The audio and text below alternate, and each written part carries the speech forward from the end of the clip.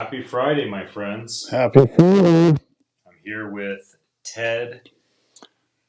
I like to call him Little Harry. He calls me Tall Baldy. It's a lie, everybody. It's a lie. I'm here with I am Little Harry. He's Tall Baldy. Ian Utility. And Ted and I have been together now building things for 8 years. Been a good time. Yeah, we've had a great time. We've committed to start using our product on a regular basis, the Attention Live platform. This has been a working product now for a year. And most of our usage of the product has either been at conferences, for events, testing it for tech, things of that nature. But we built this ultimately so that you and I are friends, teachers, leaders, politicians, podcasters have the ideal communication tool.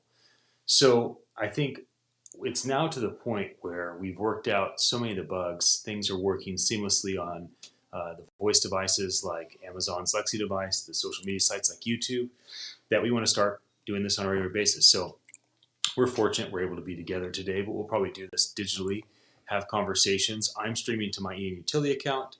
You are streaming to your Ted Hahs account. So for people that don't understand how our product works, I'm going to go ahead and turn on the Alexa device so you can hear kind of how this product works.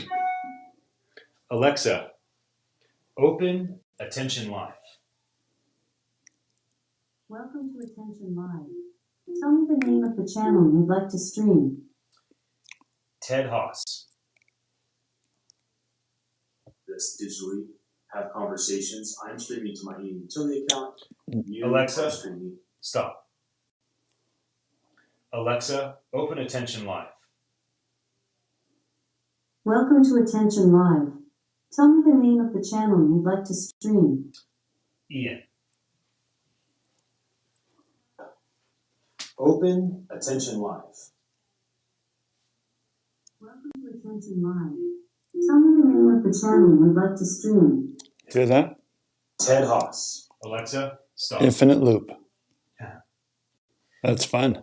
That is fun. We've never done that. So Ted and I... And the first time we nailed it, both of them. Yeah, we didn't know. I mean, our product pretty much works all the time now.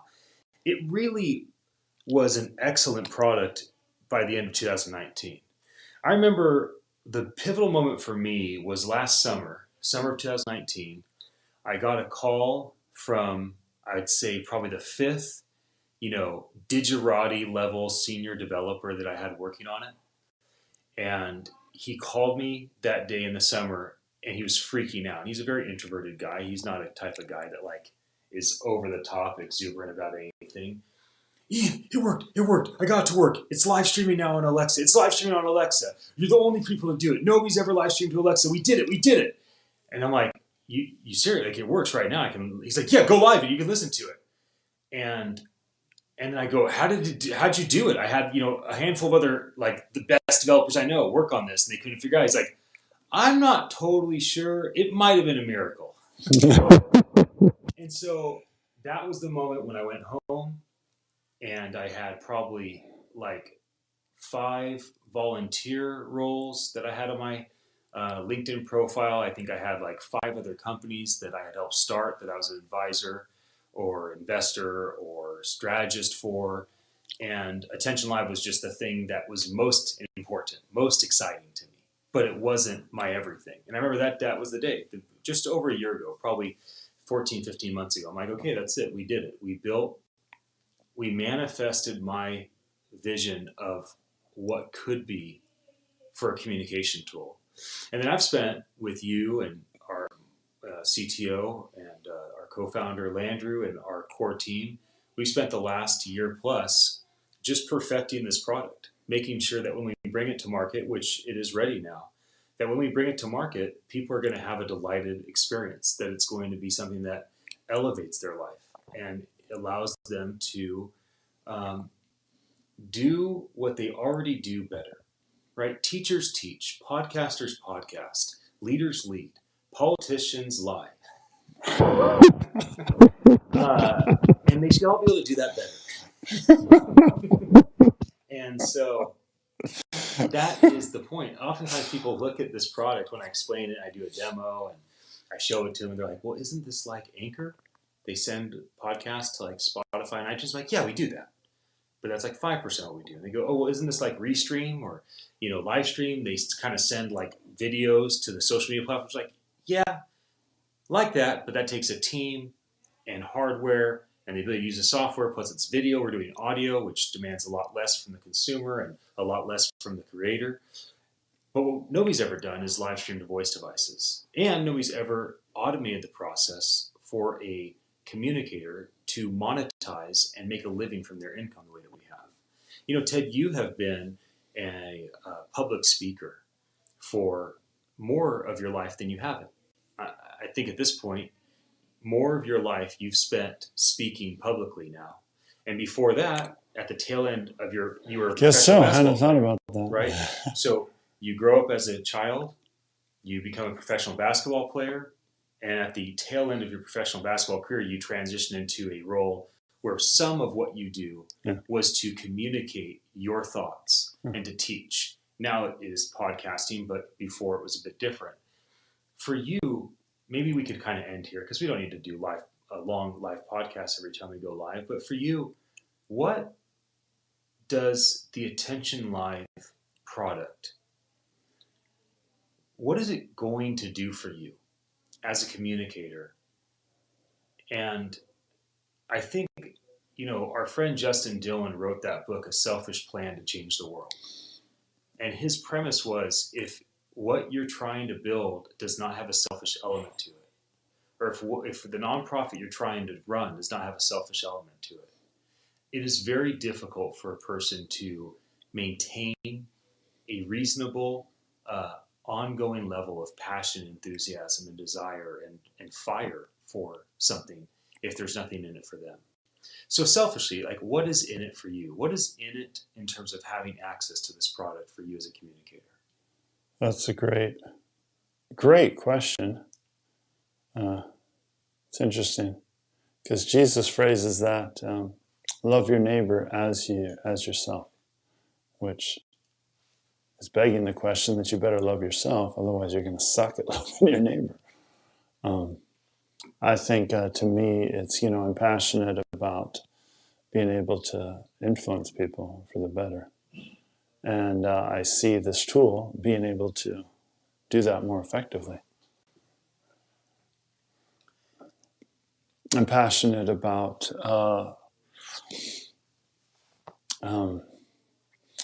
helping other people find their voice and seeing what they can accomplish far beyond what they think they can.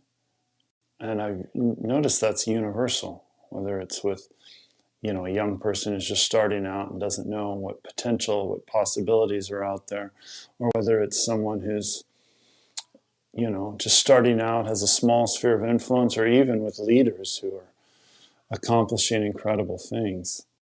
I get really passionate about helping them see what more can happen. And that's why we built this tool. You have 4 kids, and the ages of your kids, I believe, are 20 to 14. I may be off by a year or two. 21. 21, okay. To 14. Okay, so your children are now at the age where all 4 of them, whether it's your youngest daughter at 14, your oldest daughter at 21, or your 2 boys that are 18 and 19, all 4 of your children have peers. There's other people their age that are making a living as a communicator. Now, potentially none of your 4 children will choose to make a living as a communicator, but it's a possibility. Well, my daughter has chosen to be a teacher. Great. So she's choosing to make a living as a communicator. Yeah. But the ability for a 14 or 21-year-old to make a living as a communicator is not limited to teaching. That's one of many ways. Today, you can make a living being a gamer. You're communicating how to play a game on YouTube or on Twitch, or you're showing people what you're doing, and there's a communication element to it. Or there's many, many ways, right, to make a living communicating. When you think about not the next generation, not that your 4 children are the future, they are the present. and what they do matters today. And if you look at what happened with Kellyanne Conway and her husband recently, with their daughter more or less choosing to go on Instagram and communicate and really kind of pull her mother and father out of the public light and bring them home because of her ability to communicate to the world what she was perceiving to be her reality, is that you have this you have this young group of people, and now what happens if they are all given a tool like Attention Live?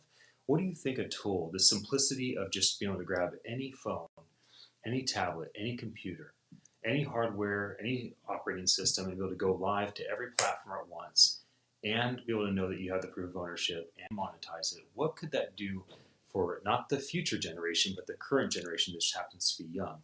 What could it do for people like your kids' age? That's a really good question. I know probably another one who is choosing to go into, wants to make her living as a creator, or as a communicator, is my youngest daughter, who she loves to write. She calls it writing. What she really loves to do is create worlds and create stories. And she gets so thrilled to do that in community. And I think this could provide a tool for her to do that, they talk about, and I love this in the area of content creation and of writing, because one of my hobbies is ancient Near Eastern thought, the Bible, and particularly the culture and the context in which it was originally written, which is hard for us to understand because they spoke for thousands and thousands of years before we had written books. And we think the only way to impart knowledge generationally is through writing it down. And they had very sophisticated, quite different ways. I mean, they had writing, but the writing was secondary. It was, not very many people did it. They passed it down through an orally, and it was very, very collaborative. So also, talking together, discussing, and everyone, you look at like America and the Jews. It's this incredible story of how these people came from abject poverty. They were so persecuted. They came here, and within a few generations, more than any other immigrant, they prospered so incredibly. And you look at education, you look, I don't know, the crazy stat of how many Jews have, they're like, what, 10% of the population, and they have like 90% of the Nobel Prizes, this incredible value for education. And it's really interesting to see how they think about education differently in this culture that they've had. And it's been very, very collaborative. It's very much, not segmented, like they'll talk with young people and they'll interact with them and they'll bring them in to contribute. And I think this is an exciting tool to facilitate that. I agree.